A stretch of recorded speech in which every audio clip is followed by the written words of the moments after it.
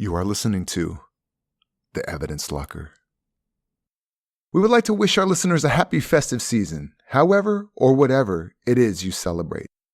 Evidence Locker won't be taking a broadcasting break over the holidays, but today and next week's episodes will be somewhat shorter than our regulars. It will be business as usual come the first week of January. Warning: if you believe in Santa Claus, this episode contains information that can make you question his existence. And for that, listener discretion is advised. Our cases have been researched using open source and archive materials. It deals with true crimes and real people. Each episode is produced with the utmost respect to the victims, their families, and loved ones.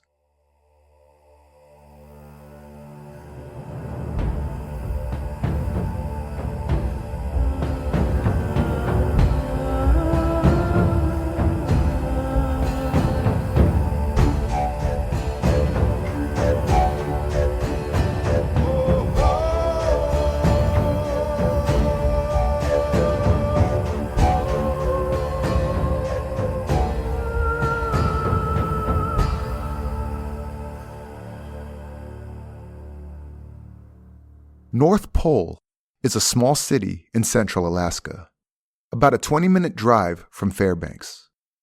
The town was founded in 1953 by a fur buyer, Con Miller, and his wife Nellie.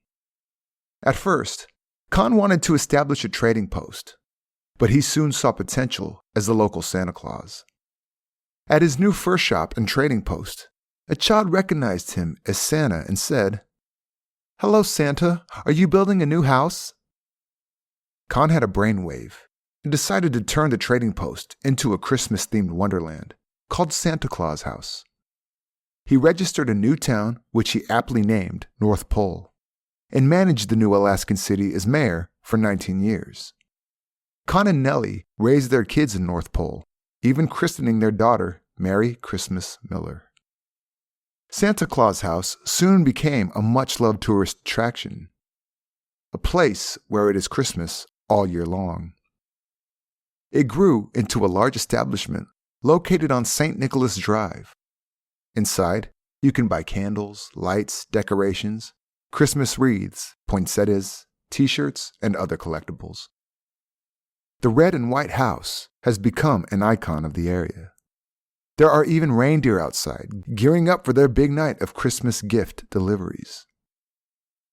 Out front, a giant 43 feet or 13-meter fiberglass Santa greets guests and passers-by.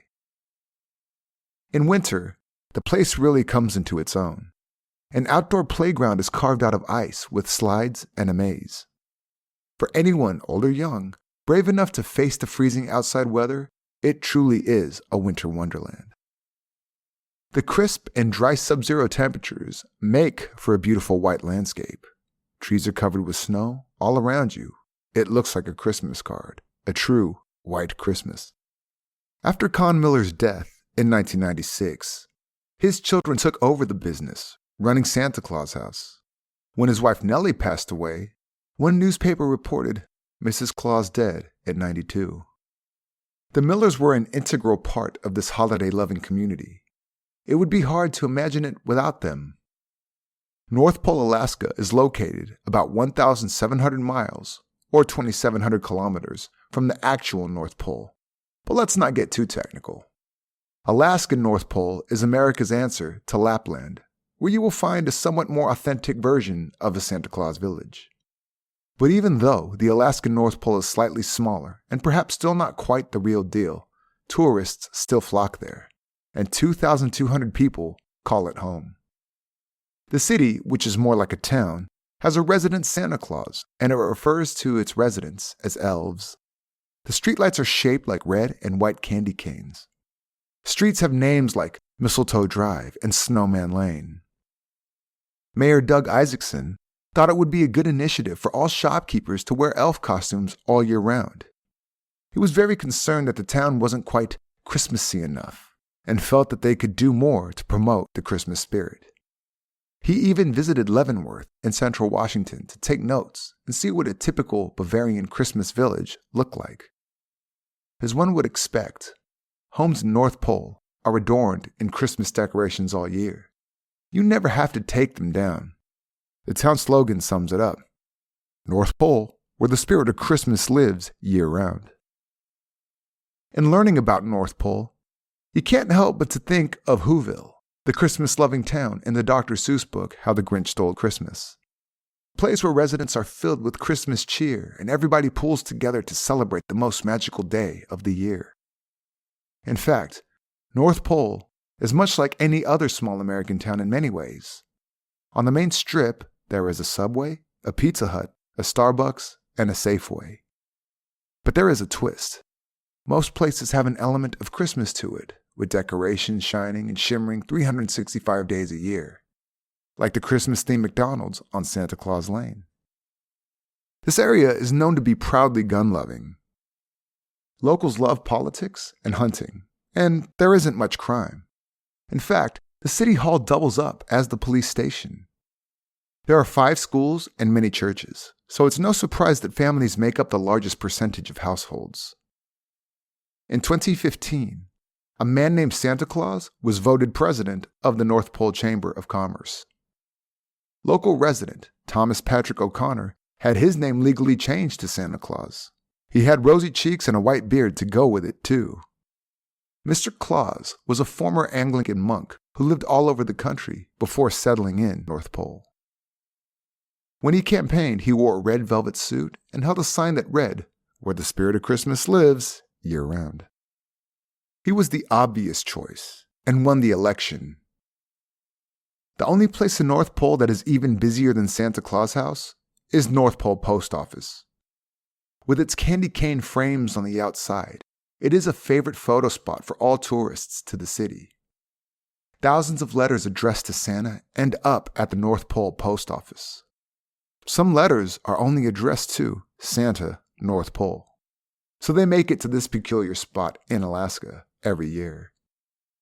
But who answers all of these letters? Spoiler alert, it's not Santa.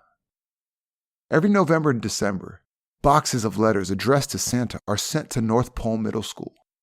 It is included in the 6th grade curriculum. North Pole's 11 and 12-year-olds are nominated as Santa's Little Helpers. They each get to pick their own elf name and answer letters on Santa's behalf. Some days, they are encouraged to dress up as elves to get into the spirit of things. All of this is perhaps not as magical as it sounds. Many kids only realize that Santa does not exist when presented with these letters. The reality that all their letters to Santa in preceding years were opened and read by 6th graders from their own town was very confronting, embarrassing, and hurtful to some of these kids, especially those who had made private, personal requests, like asking Santa to make their parents stop fighting, for instance. Instead of the Merry Elf Workshop, it becomes a bit of an emotional preteen sweatshop.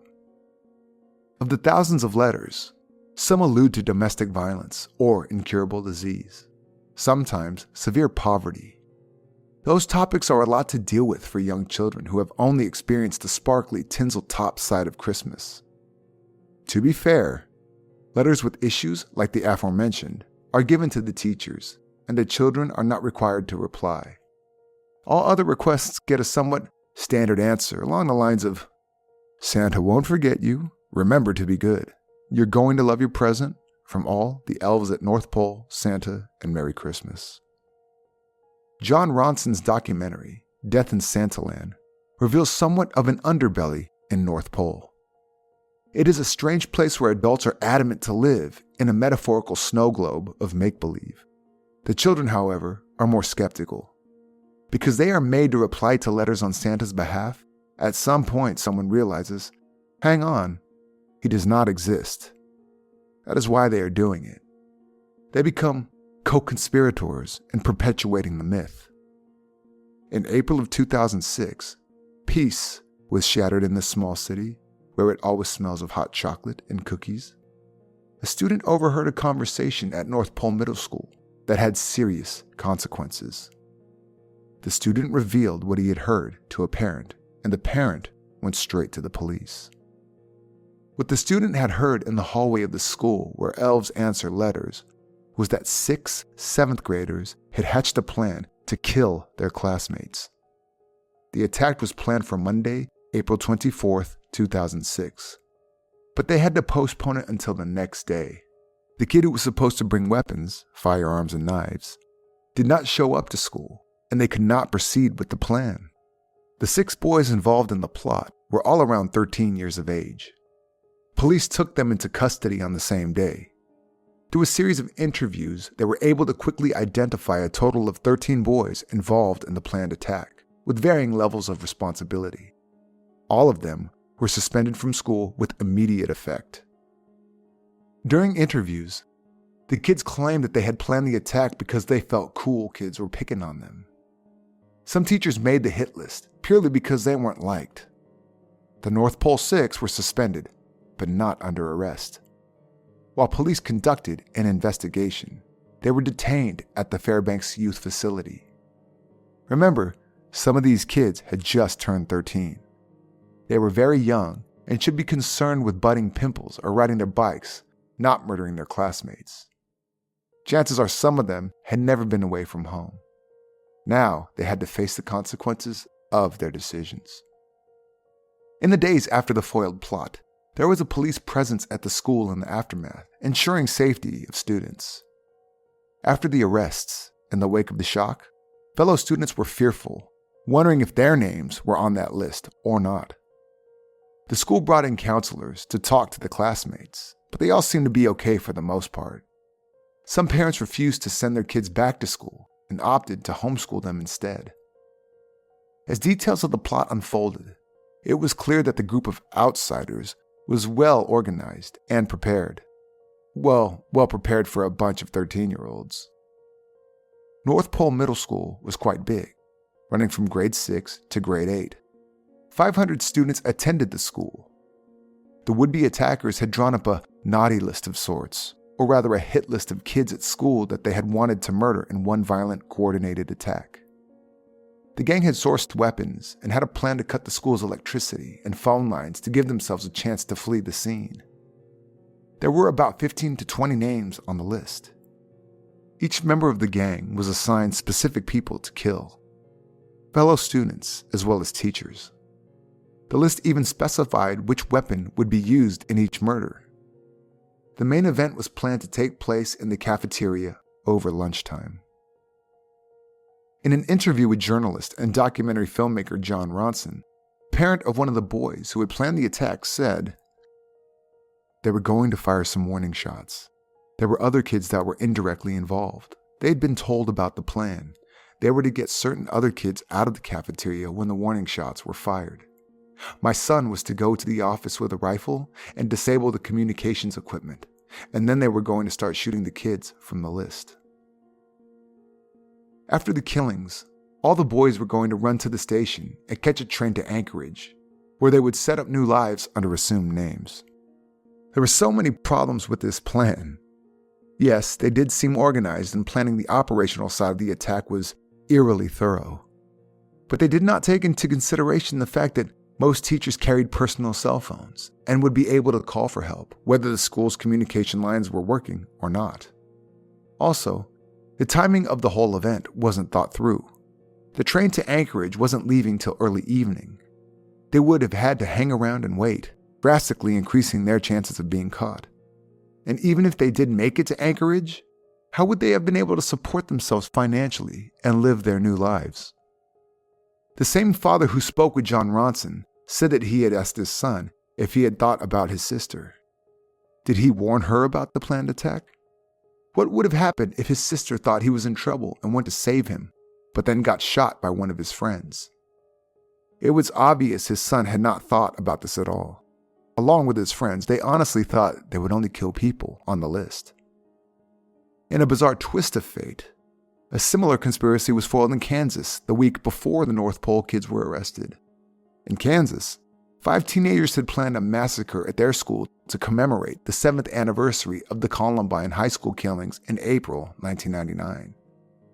At Columbine, 2 armed teenagers killed 12 students and 1 teacher before killing themselves. The 2006 plot in Kansas was foiled when incriminating online messages were intercepted. Back in North Pole, the community was still reeling in shock that children from their small city could harbor such dark intentions. Police searched the school with dogs over the following weekend, and no hidden weapons were found. The so-called hit list apparently had detailed diagrams and code names for the intended victims, but the actual list was never found. There was also no evidence of the weapons, and it is unclear if they were ever sourced or not.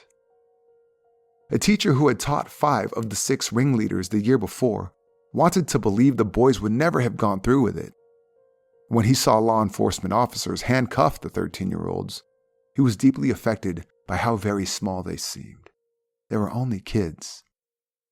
Just the previous year, they were 12-year-old elves, writing letters to other children all over the world. A couple of months later, they were gearing up to be monsters. Could this be what pushed the group of 13-year-olds to the brink of murder?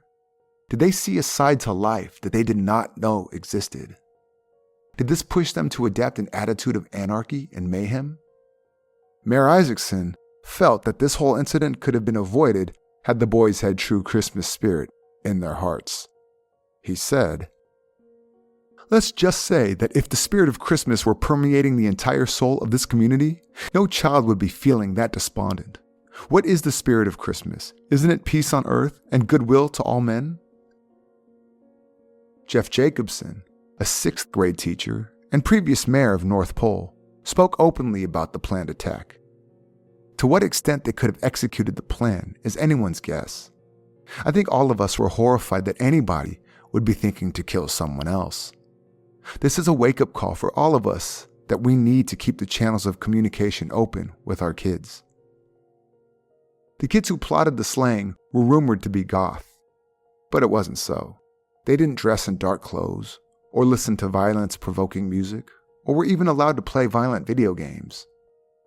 They were what anyone would label as normal kids. And the fact that there were so many of them, 15 in total, makes the theory that they were being picked on seem strange. They clearly all had friends, loyal friends, who were all willing to go through with a heinous act of mass killing. In the end, they were suspended for a year and would go to school again in April 2007. Although they could be tried as adults, they were tried as minors.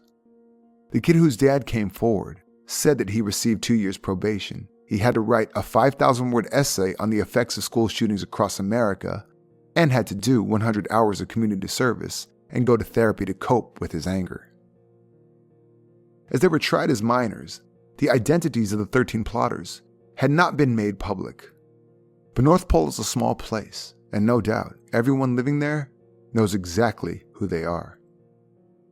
In North Pole, a man who worked as Santa Claus at Santa Claus House was so dedicated to his vocation as the red-suited man that he changed his name via deed poll to Kris Kringle. In his hunt to meet the infamous Kris, journalist John Ronson came upon something peculiar. In all the time he spent in the town of North Pole, he never once saw Kris. He asked everyone he met if they knew where he was, and everyone would say that they either had just seen him or that he was working at Hot Springs. But he wasn't there either. Ronson came upon conflicting articles in the local library. One said that he had been in a car crash and died. Another said that he had survived the crash but had moved south. In the end, Ronson found out that Kris had in fact died. Perhaps the place that always sparkles has a way of sugarcoating the truth. Besides, it would be unforgivable to admit that Kris Kringle, Santa Claus from North Pole, was in fact no longer alive. It would also be impossible to imagine that young children who live in a town of perpetual good cheer and joy could muster up a plan to kill in cold blood.